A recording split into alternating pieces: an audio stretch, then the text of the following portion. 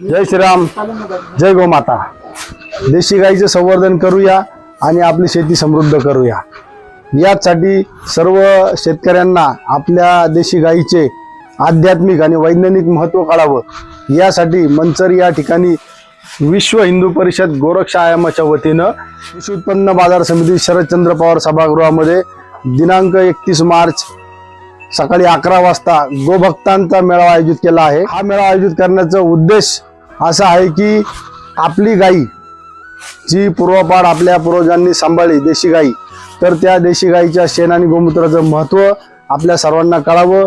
आपल्या गाईचं अर्थशास्त्र, आपण फक्त गाईला गोमाता म्हणतो, परंतु त्या गाईच्या आधारावरती आपले पूर्वज 100 वर्ष निरोगी आयुष्य जगले।